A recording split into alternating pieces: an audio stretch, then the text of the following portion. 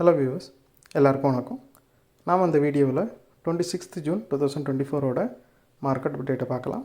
அப்புறம் ஸ்டாக்ஸில் எதெல்லாம் top gainers, எதெல்லாம் டாப் லூசர்ஸ், அப்புறம் எஃப்எஸ்டிஎஸ் இவங்கெல்லாம் வந்து இவ்வளோ க்ரோர்ஸ்க்கு ஸ்டாக்ஸை பை அண்ட் செல் பண்ணியிருக்கிறாங்க, கோல்டு வந்து எதுக்காக விழுந்துச்சு, இந்த எல்லா டீட்டெயிலையும் இந்த வீடியோவில் பார்க்கலாம். ஃபஸ்ட் வந்து மார்க்கெட் அப்டேட்டை பார்த்துடலாம். அதுக்கு முன்னாடி நீங்கள் இன்னும் இந்த சேனலை சப்ஸ்கிரைப் பண்ணாமல் இருந்தால் மறக்காமல் சப்ஸ்கிரைப் பண்ணுங்கள். நிஃப்டி பார்த்திங்கன்னா ஒரு 144 பாயிண்ட் வந்து ரேலி ஆகிருந்துச்சு. ஸோ கிஃப்ட் நிஃப்டி வந்து புதன்கிழமை நைட் வந்து நெகட்டிவாக காட்டினாலும் ஓப்பன் ஆகிறப்போ பார்த்திங்கன்னா மார்க்கெட் வந்து ஓரளவு ஃப்ளாட்டாக தான் ஓப்பன் ஆச்சுது. செவ்வாய்க்கிழமை க்ளோஸுக்கும் புதன்கிழமை ஓப்பனிங்க்கும் பார்த்திங்கன்னா ஒரு 1 or 2 பாயிண்ட்ஸ் தான் வந்து வித்தியாசம் இருந்துச்சு. இன்றைக்கி வந்து கிஃப்ட் நிஃப்டி 53 பாயிண்ட் வந்து நெகட்டிவில் காட்டினாலும் நாளைக்கு மேபி ஃப்ளாட்டாக ஓப்பன் ஆகலாம், இல்லை காட்டுற மாதிரியே நெகட்டிவ்லாம் ஓப்பன் ஆகிறதுக்கு வாய்ப்புகள் இருக்குது. அதுக்கு ஏன் வந்து நெகட்டிவில் ஓப்பன் ஆகிறதுக்கு அதிகமான வாய்ப்புகள் இருக்குதுன்னு பார்த்தோம் அப்படின்னா, இவ்வளோ நாள் வந்து எஃப்ஐஸ் வந்து அதிகமான அளவுக்கு பை பண்ணிகிட்டு இருந்தாங்க. ஸோ எஃப்ஐஸ் வந்து புதன்கிழமை முதல் முறையாக ஒரு பெரிய அமௌண்ட்டுக்கு வந்து செல் பண்ணியிருக்கிறாங்க. டிஐஸ் வந்து அவங்க செல் பண்ண அமௌண்ட்டை விட அதிகமான அளவுக்கு பை பண்ணதுனால தான் மார்க்கெட் வந்து அந்த அளவுக்கு பாசிட்டிவாக க்ளோஸ் ஆச்சுது. இல்லைனா இன்றைக்கி நெகட்டிவாக க்ளோஸ் ஆகிறதுக்கான வாய்ப்புகள் தான் வந்து நிறையவே இருந்துச்சு. எஃப்ஐஎஸ் வந்து இந்த அளவுக்கு பெரிய அளவுக்கு வந்து செல் பண்ணுறது கொஞ்சம் வந்து மார்க்கெட்டுக்கு வந்து கொஞ்சம் டிஸப்பாயின்மெண்ட்டாக தான் இருக்குது. ஏன்னா எஃப்ஐஎஸ் வந்து எவ்வளோக்கு எவ்வளோ வந்து பை பண்ணுறாங்களோ ஸோ அந்தளவுக்கு அது மார்க்கெட்டுக்கு நல்லது. ரீசெண்டாக பார்த்திங்கன்னா ஒரு கொஞ்ச காலமாகவே ஒரு ஃபியூ மந்த்ஸாகவே வந்து எஃப்ஐஎஸ் வந்து செல்லராக தான் இருக்கிறாங்க. பெரும்பாலான அளவுக்கு வந்து அவங்க செல் தான் பண்ணிகிட்ருக்கிறாங்க. அப்புறம் ஸ்டாக்ஸில் பார்த்திங்கன்னா டாப் கெய்னர்ஸில் ஃபஸ்ட்டு ரிலையன்ஸ் இருக்குது. ஒரு 119 பாயிண்ட் வந்து ரேலி ஆகிருக்குது.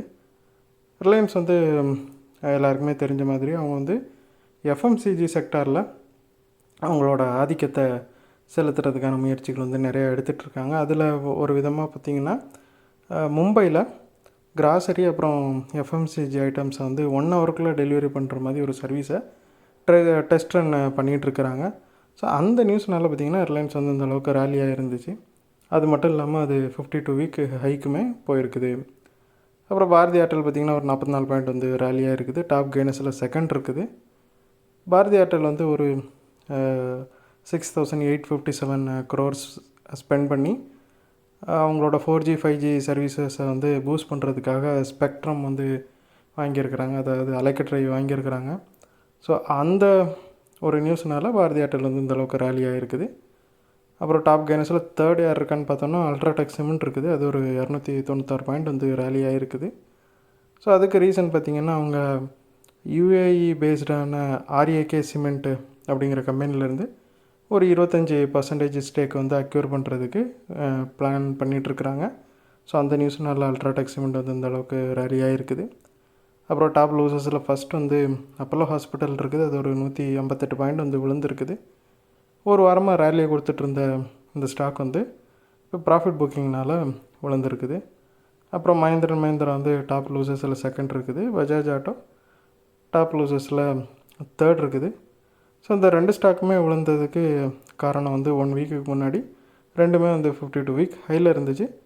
இப்போ ஒரு வாரமாக ப்ராஃபிட் புக்கிங்னால் சரிஞ்சிட்ருக்குது. அப்புறம் எஃப்ஐஎஸை பார்த்தா கூட நான் ஃபஸ்ட்டே சொன்ன மாதிரி அவங்க வந்து ஒரு பெரிய அளவுக்கு செல் பண்ணியிருக்கிறாங்க. 3535 கோடிக்கு வந்து அவங்க செல் பண்ணிகிட்ருக்காங்க. புதன்கிழமை பை பண்ணியிருந்தாங்க, செவ்வாய்க்கிழமை பை பண்ணியிருந்தாங்க, புதன்கிழமை வந்து செல் பண்ணியிருக்கிறாங்க. டிஎஸை பார்த்தோம் அப்படின்னா ஒரு 4 நாளாக செல் பண்ணிகிட்டு இருந்தவங்க புதன்கிழமை வந்து ஒரு பெருமான அளவுக்கு 5103 கோடி அளவுக்கு பை பண்ணிகிட்ருக்காங்க. ஸோ அந்த பை தான் வந்து மார்க்கெட்டை இந்த அளவுக்கு ஓரளவு பாசிட்டிவாக க்ளோஸ் ஆக ஹெல்ப் பண்ணிச்சுது. அப்புறம் கோல்டை பார்த்திங்கன்னா அது ஒரு 21 பாயிண்ட் விழுந்து கோல்டு ஃபியூச்சர் வந்து 2309க்கு வந்து ட்ரேட் ஆகிட்டுருக்குது. ஸோ ஒரு வாரத்துக்கு முன்னாடி 203.80 கிட்ட இருந்தது. ஒரு 70 பாயிண்ட் கிட்ட விழுந்துருக்குது கடைசி ஒரு 3-4 நாளில். இதுக்கு ரீசன் என்னென்னு பார்த்தோம் அப்படின்னா கோல்டுக்கு வந்து கொஞ்சம் டிமாண்ட் வந்து லோவாக இருக்குது. அது மட்டும் இல்லாமல் ரீசெண்டாக யூஎஸில் வந்த இன்ஃப்ளேஷன் டேட்டா எல்லாமே வந்து ரேட் கட் பண்ணுற ஹோப்புக்கு வந்து ஒரு பூஸ்ட்டு கொடுக்குற மாதிரி அமையலை. ஸோ எல்லாமே வந்து கொஞ்சமாக டிஸப்பாயின்மெண்ட்டாக தான் இருந்துச்சு. ஸோ அதனால் பார்த்திங்கன்னா கோல்டு வந்து இந்த அளவுக்கு சரிவாக சந்திச்சிட்ருக்குது. ஸோ இந்த வீடியோவில் நான் உங்களுக்கு கொடுத்த இன்ஃபர்மேஷன்ஸ் எல்லாம் கண்டிப்பாக ஹெல்ப்ஃபுல்லாக இருந்திருக்கும் நான் நம்புகிறேன். இது உங்களோட ஃப்யூச்சர் ட்ரேடிங் செஷனுக்கு கண்டிப்பாக ஹெல்ப் பண்ணும். இந்த வீடியோ உங்களுக்கு பிடிச்சிருந்துச்சின்னா லைக் பண்ணுங்கள், ஷேர் பண்ணுங்கள், மறக்காம சேனலுக்கு சப்ஸ்கிரைப் பண்ணுங்கள். அப்படியே இந்த பெல் ஐக்கானை கிளிக் பண்ணிங்கன்னா டெய்லி அப்டேட்ஸ் தவறாமல் கிடைக்கும். தேங்க்ஸ் ஃபார் வாட்சிங். Keep supporting. நான் இன்னொரு வீடியோவில் உங்களை சந்திக்கிறேன். தேங்க்யூ.